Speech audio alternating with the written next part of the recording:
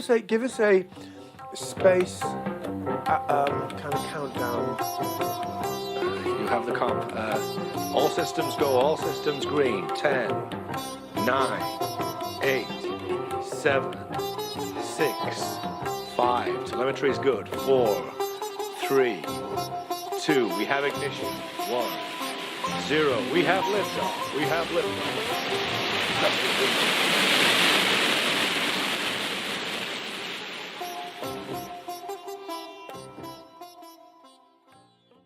Why do you like that? I don't know. I just love the way you do it.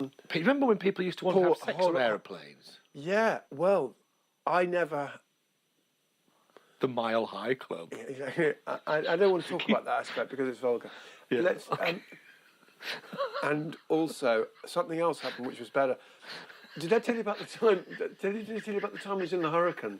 What happened, guy, on the aeroplane? This is quite good aeroplanes. We were in a hurricane. Happened? Just listen, and I'm No, going I to tell want you. to know about the other thing that you won't talk about. What? Guy? I'd like to say there's nothing to tell. I'm not talking about that. There's nothing to talk about. Guy, what's going on? This is what we're talking about. This is weird. I'm waiting, Paul. Guy, what is it? Have I touched a little bit of a nerve here? Yes, I'm trying to tell you the story if you just be quiet. All right, okay. There had been a hurricane, a really bad hurricane. Setting the scene now. And I was caught in it. And I was in Jamaica, there we go. And it was a really serious hurricane. Did you get sucked off into it? Guy. And it was a ripper. Guy. It was a ripper. Did it rip a hole in you? It just destroyed all of the vegetation and nearly all of the houses. Were your clothes blown off? Including the house that I was renting. And we got to. It was really hard to get to the airport. They had to have a guy basically on the front of the car with a chainsaw, just cutting down because there's so many trees that got across the. And there were no ambulance getting through, no doctors. But planes were taking off. No, they weren't. And when we came down to see the airport, because you go down into it and onto go beds at the bottom of the hill. All the planes were on their backs, like insects. Wow! All been shoved up. Well, they fly pretty good, don't they? So. Yeah, exactly. And a bit of wind. That's what they're designed to do. Yeah. And so there were no airplanes there that worked. And the BA had in those days. I bet they don't now with cost cutting. Had a plane ready to go into a disaster zone, and they flew in the 747, and off came the whole check-in procedure. They had everything. So if the whole airport had been wiped out, they could still load a plane and do it all. And out they came. And it was very difficult getting to the airport, but we had to get out of there. And we fought through it, and there were people at the airport. There's like a massive crowd. There was no phones, no electricity. Everybody screaming, babies, people with bandages all over them. It was really hectic. And people fought, a few harassed officials, and everyone losing their temper. And there was no water, there was no lavatories. It was dreadful. It was great. I really enjoyed it, but it was but I could see why people would. Post-Brexit England. And anyway, when we got Bring it on. when we got onto the plane, yeah, I had business class ticket, and they allocated you a business class seat. If you had a business class ticket, there was no seats, but if you had a ticket, they said, of course you can come. We'll take everyone who wants to come back can come on the plane. Have you got a ticket? Doesn't matter what the date is. Have you got a ticket? So show them the ticket. They said, great. In you go into business class. So we were in the plane, and people were being kind of loaded into the plane, and it soon worked out that the only spare seats were the ones in business class. There were about 5 or 6 spare seats in business class, and the rest was crammed full of desperate people. And there were still loads of people in the terminus, but of course they had ordinary tickets. So the BA people said, look, they're going to be coming into this class, so that's absolutely fine. And 2 English people stood up and said, the thing is that we've paid business class, and we don't really think that it's fair that these people should have seats. It doesn't seem to us natural justice. Oh my God! And they were like really huffy and pissed off with them. These totally innocent people just trying to get home after having a hotel flattened. I remember that. I think that's so English. Yeah. They'd got, even though they had their seats in club class, they didn't want someone in there who hadn't paid the right amount. Yeah, who weren't. God. It really hurt them. That was going to 8 hours of pain. Did you look daggers at them, guys? No, I was amazed. I loved it. I was just like lapping it up. the situation. You love things like that. Yeah, don't you? I do. I love things like that. You love seeing the dirty underskirt of humanity. Do you think I'm arrogant? Do I think you're arrogant? It's a bit on my mind, this. I could do you. You could answer a few questions, and I could determine how arrogant you are. Okay, I'll answer. Are you A? Right, Guy. Question 1: Are you A, great, B, all right, or C, a fucking genius? B, all right. You didn't. That's a lie. You never. You answered too quickly. Okay. No, because I know myself, but I will say. Are you A, great, B, all right, or C, a fucking genius? I'm B, all right. Answer the question. Honestly, Guy. What a weird lawyer. All right. Question. I'm gonna. No. In fact, my son-in-law knows. He sometimes he's sitting in the kitchen doing his work, and my study door flies open. This is true, Paul. Yeah. And I swagger out of my study door, going, "Son, you have as a father a genius. I am a genius. I have written a sentence." No, listen to the story. I am a genius. Yes. He is in the house at the moment, your genius father. Then I'll go back in he told me the story. Then about an hour later, the door would open really slowly, and I would walk out going, "I'm such a fucking fuck-up idiot. I can't do anything. All is lost, James. I'm so deluded. It's pathetic. I can't do it for toffee." And he goes, basically, I don't. With the door opens, when I find out which one of you is going to walk out. Which one of you? Yeah. But So it's all right for both to exist, isn't it? So I think, in other words, it's the Jimmy Saville principle. What? Jimmy Saville had this principle, which not many people know about, and the reason not known as a man of principles. That must be. he had a principle. But what he did was, Jimmy, the way he looked at life, and I know this because I read this quite exhaustive biography of a few weeks ago. Oh yes. And the way he did it was, he had a balance, an imaginary balance in his mind, like a scale, a set of scales, and he was allowed to do bad things as long as he did enough good things to counterbalance it. Like Catholics. Yeah, well, he was a Catholic. Right. Makes sense. So he was just doing things the way that God intended him to, as far as he was concerned. What were the good things he did? I don't quite Charity. Right. That's why he did all that charity work. I thought it was to get to his hands on vulnerable. Well, that was another side effect of it, wasn't it? So the better he was, the worse he could be. Yeah. The more bad he could be. And so it was a self-perpetuating system in which he would be tempted because of the nature of his good works, and then he would avail himself of the temptation, and then he would do more good works in order to offset the evil that he'd committed. And so it went. So it's a tried and trusted method, is what I'm saying to you. I don't think that's quite my method. I would like to disassociate myself from the Jimmy Saville principle, as you called it. The Saville principle. So are you not just doing that, though, really? No, I'm not. Leave me alone. It's horrible. It's horrible. But you touched on something else that was actually quite interesting. For a change. But what was it that I touched upon then? I can't remember what it was now. It's gone. Oh, yeah, the book. What was Jimmy Saville's autobiography called? It was variously called, because he changed the name of it a few times, Love is an Uphill Thing. Fucking hell. Talk about hiding in plain sight. And Now Then. I think it was called Now Then. But I read Love is an Uphill Thing. It's a damning indictment of him, and I mean, how no one could have known. It's ridiculous, really. Have you noticed how they've taken the Louis Theroux episode off? Have I talked about this before? No, do. Well, like Louis Theroux interviewed him a few years ago. What do you think of Louis Theroux? I went out with him one night, and I found him to be quite... He's just like that, exactly like he is on the telly. So very retained and actually giving very little away. Yeah, and always questioning and always trying to find things out. So I turned the tables on him a bit and I started talking about his father. I said, "Have you got a problem with your father, Louis?" He went, "What? My father's got nothing to do with this." I said, but he was a journalist too, wasn't he? He was a writer. And I basically just went for him a little bit, and then he started laughing because he realised what I was doing was what he was doing to me. Mm-hmm. But he does it to everybody, I think. It's just the way he is. I think he's toned it down quite a lot, though. I think the Jimmy Saville thing must have given him pause. Wait, what happened on that? Well, he did this interview with him, He went to see him, and I remember that night. It was a long time ago, in 1999, I think. We were at the Brit Awards, and I remember saying to him, "Jimmy Savile's a wrong 'un," because I'm from Leeds, and I remember having quite a long conversation. He's going, "He fascinates me," and it was shortly after that he did the interview with him. So I think it must have been on his mind because he asked me if I knew Jimmy Savile, and I told him, "Yeah, he's a total wrong 'un," and everybody in Leeds knows it, and probably in the wider world. I said he's almost certainly a paedophile, and he has a reputation for being a necrophiliac.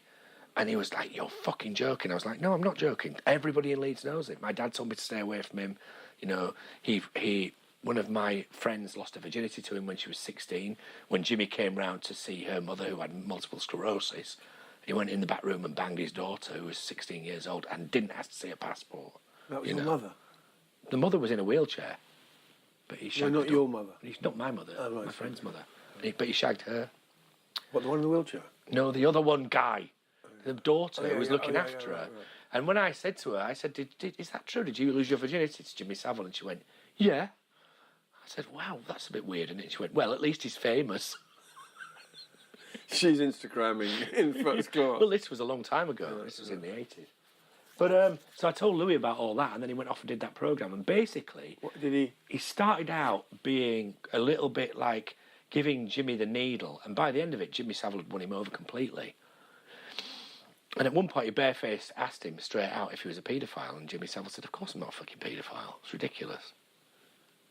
And Louis believed him, and then they became friends for ages after that. But basically, Savile groomed him and set him up, and then when Louis met Jimmy was on there for ages, and now they've taken that down, so you can see the entire collection of Louis Theroux's programmes, except that one which they've taken down, and now they've put up kind of a sequel that he made to it, which is sort of an apology for it, where he says, "Well, it wasn't my fault because he pulled the wool over everybody's eyes," but you can't actually see the original programme that he's talking about. So BBC, that, isn't it? Really BBC. It's so BBC. They have such a Revisionists. weakness for that. Yeah, they have such a weakness for that. It's horrible. Yeah, and they always have to sort of be right, and they can never say, or you have to drag it out of them that they made a mistake. Even the Cliff Richard coverage, which I'm sure you'll probably have quite strong views about, but... No. Do you remember when they sent the chopper over his house when the police were searching it? I did think it was an invasion of privacy. The guy hasn't been convicted of anything. Interestingly, like for instance, one of the things that's really struck me about the BBC... But they didn't come out and say, "Look, we were totally spooked by Savile." No, they didn't. They should have said something. Say, "Here's the situation. We were totally spooked by we Savile. missed the- We feel so guilty about it. We completely overreacted here. It's a real mistake, and we need to get ourselves together." Well, It's so easy. They could have just come out and said that, but instead of which they just Which is exactly why Phil Spector got prosecuted. What for Cliff Richard? No, in the wake of what's his name? What's it O.J. called? Simpson. O.J. That's exactly what happened. But anyway, back to the BBC. Have you noticed also when they do reruns of Top of the Pops now, when it gets to number one and Gary Glitter's at number one, they don't play it, they just end the programme. No mention of it. It's like they've erased Gary Glitter. And the other thing that happens is when Jimmy Savile's presenting it, they do cuts. They cut Jimmy Savile out of all the footage. Oh God, there must be a department of removing Jimmy Savile. Yeah. What a dirty place to work. Yeah, and the removal what a of dirty place to work. the problem removal department. The problem removal department. Yeah. The pedo removal department, otherwise known as. Yeah. The PRD. They're fucking working overtime. Yeah, it's a total waste of time. They should just have one person saying, "You know, we fucked up badly, and here's the situation. We're saying sorry about it." But If they put Jimmy Savile on there going, now then, oh, number 47 we've got. The fucking... Can you imagine the outcry? The public would go mental. People would be throwing shoes at the television sets. Well, that's where your man steps forward or your woman steps forward and says, "Yes, but we're not going to pretend that it didn't happen." Well, you would imagine so. But then they go, "But he fiddled with my little Jimmy or whatever, and it's not fair that I have to look at his face all the time." So you go, "Well, we do offer other programmes." Yeah, and Hitler did kill a load of people, and we have him on every other fucking week. Exactly, yeah. And what about all these programmes about the Moors murderers? Yeah, They're happy to exactly. put them fuckers on, aren't they? Yeah, If yeah. it sells a few fucking seats in the auditorium. Yeah. Do you know what it is, Guy? What? It's unjust. It's not fair. Do you know what it is, Guy? It's not fair. No, do you know what it is? What? Hypocrisy. Right, rank. Rank hypocrisy. What's unranked hypocrisy? It's not even ranked. It's just not ranked. Ordinary hypocrisy. It's not on the rankings. You're a bit of a hypocrite, yes, but I'm not ranked. I'm not a ranked hypocrite. What does it mean, rank? Like oh, right, God, that's ranked. Yeah, rank. I don't know. Rank. Is it rank hypocrisy or is it rank hypocrisy? R-A-N-K. Yeah, it's rank. Not wank. No, not ranked. Wanked. No, rank. Ranking uptown rank hypocrisy. Ranking. Ranking hypocrisy. No, hear me, no. So, but anyway, so I've got a bit of a bugbear about this. Oh, hold on.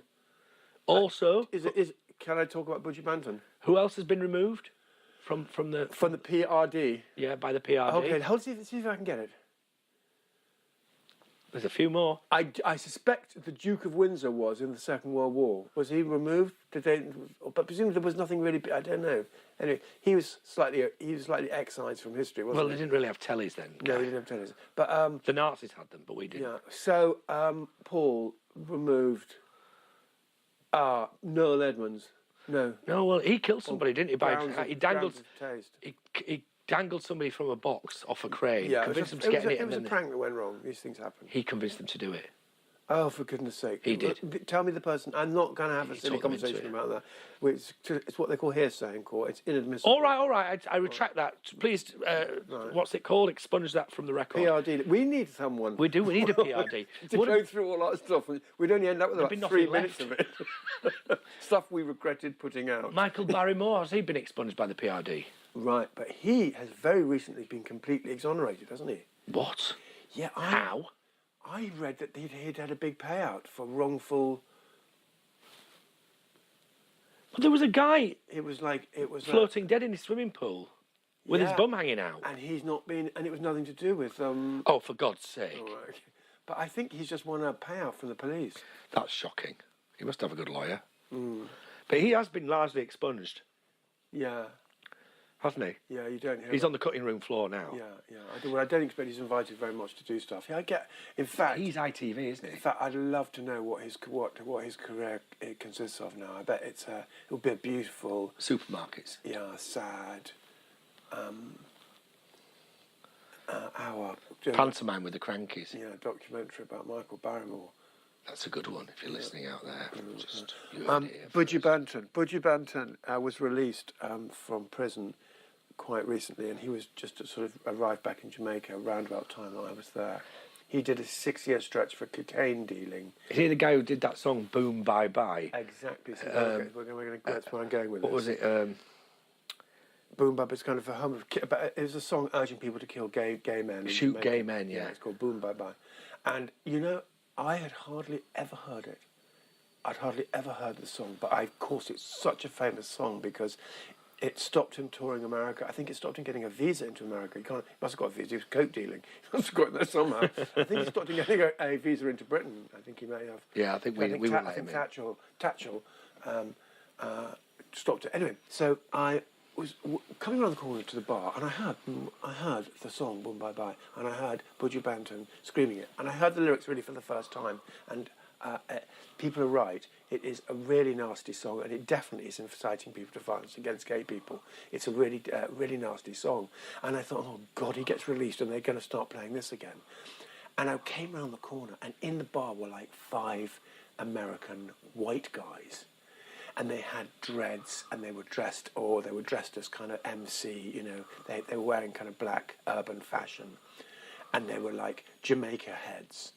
You see some of them there, coming down to get into the vibes, get into music, take the drugs, hang out with Jamaicans, and kind of, like groupies really, culture groupies. Right.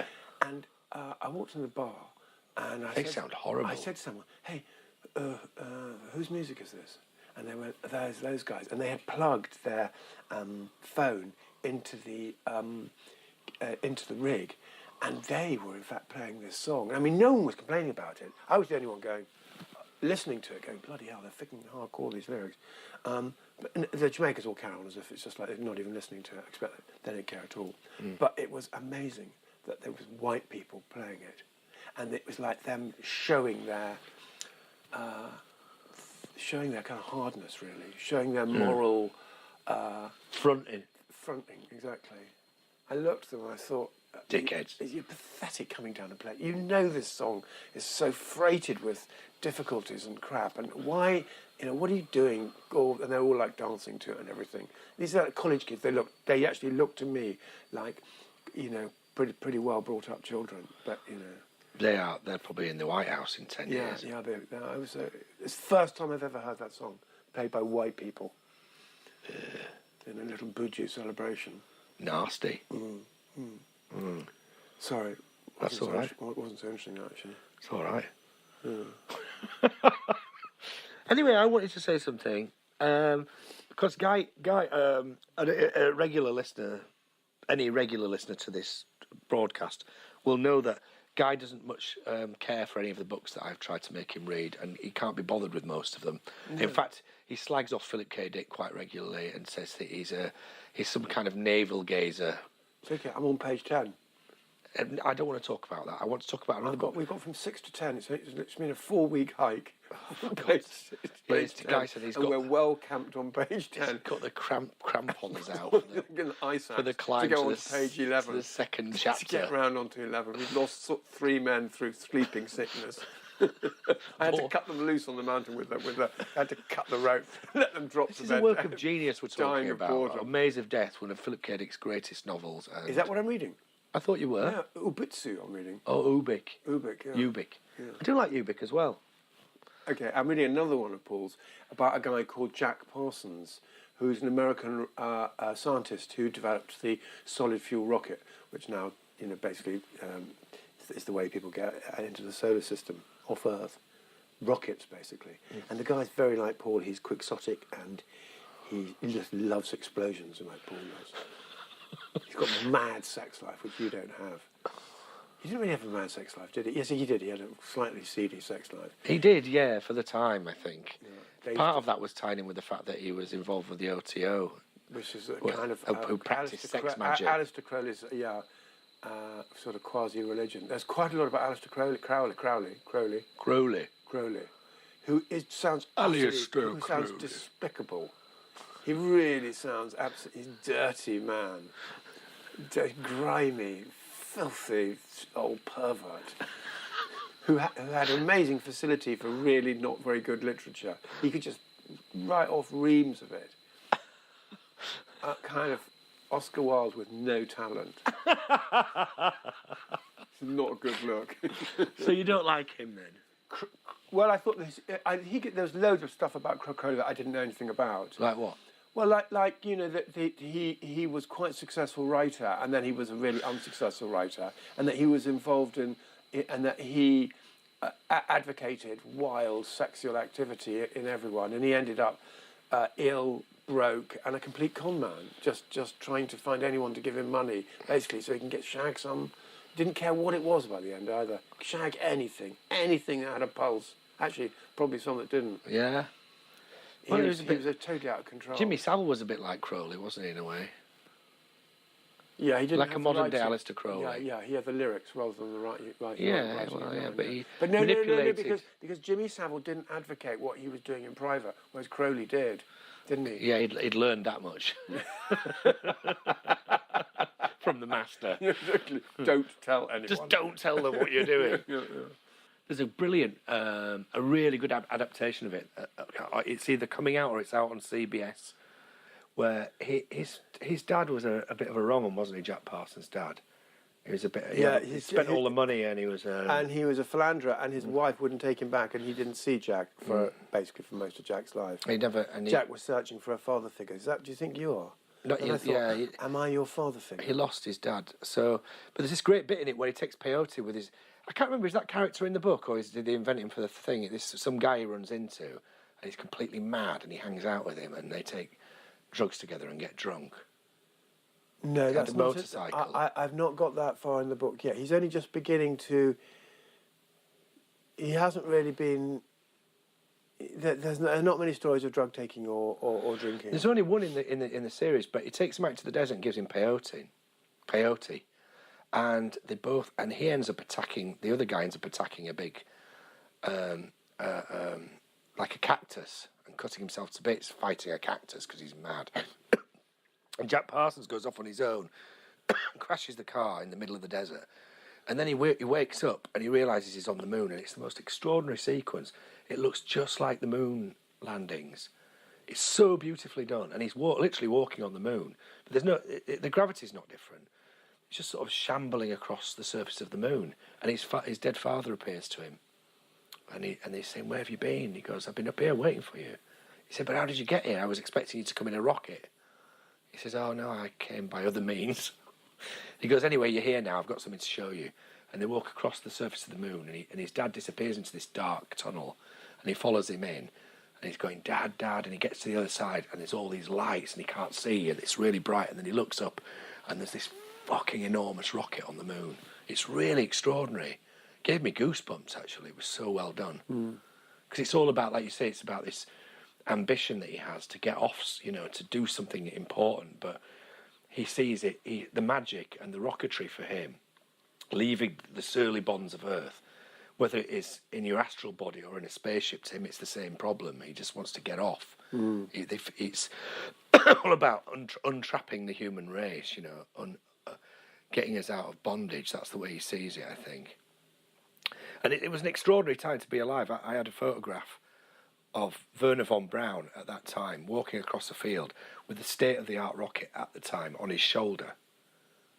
He's holding it on his shoulder, like a giant bottle rocket. And by the end of his life, he'd put a man on the moon. I mean, that's an extraordinary arc, isn't it, of achievement. So that was the background, I guess, of what he was involved with. Anything seemed possible. And of course, everybody was very hostile to rockets in those days. Yeah, they couldn't. They thought they were bonkers. In much the same way as they were to alternative religions and stuff like that. And then there's the whole L. Ron Hubbard angle. L. Ron Hubbard ripped all his money off and ran off with his wife. Fucking mad. Ripped all whose money off? Jack Parsons. Well, L. Ron Hubbard took Jack Parsons' money. Oh, you haven't got to that bit yet? No, I haven't, no. Jack Parsons hasn't really got very much money at the moment either. Well, he's about to start making some, I guess. He might have. By selling stuff to the military. Yeah. Amazing, really. You see, and at the time, doing things, I think there were some qualms about the military aspect of it, but they saw the threat of the Nazis as being so real and so terrible that I think there was no stigma attached to working for the military in those days. It was very much seen as a matter of honour, because as far as everybody was concerned, we were facing the ultimate evil, And it's something that stands to this day, really, to an extent. The penultimate one. What was one after them? What is the ultimate evil? Well, I'm not sure. We're about to find out. Something wicked this way comes. It's so over-researched, the book. So not over-researched, it's so overwritten. Yeah. In that you can see that he's researched. He's got lots of old newspapers out to look for interesting background. And instead of just one little bit, little tiny paintbrush, one little stroke, just to give the reader some context, it's like he gives 9 things that happened on that day, and you can just tell he's reading out of a newspaper, and you just go, "Stop it! We're not interested Stop in it." telling us, about this, that, about the weather, about some, he overwrites it so badly. If someone had just gone in with a knife and taken a third out, it would be more readable. But it's still good fun, and the character's so like Paul, and he's exciting and excitable like Paul. I can't see how he's like me. You like explosions and kind of. I like all that. I've grown out of all that quite a lot. But guns, he really liked guns. He does love Paul guns. likes a gun. Yeah. It's not often that you're drunk and you don't bring a gun out. What do you mean? I said, when you get drunk, you normally go and get a gun and shove it in my face. No, I don't. Go on, guy, just hold it, just hold it. And I say, oh, God, he's such a pervert. Yeah, I know you don't. Pull the trigger. I know you're not talking about your gun. I'm saying Paul. pull the trigger. Just pull the trigger, guy. Yeah, that's what you said last night. Yeah. Pull the trigger. Do you want to do it now? No. On the pod? No, because I don't want to have a gun going off. Shall I shoot you? On the pod, live on the pod. Everybody, I'm going to shoot Guy. It's time to be shot, Guy. Okay, so Has anyone ever shot you before? Surprisingly not. Oh, shit, hang on. There's your whiskey. Hey, okay, so this is it. This is a 9mm Walther. Bits falling off it. No, no, no!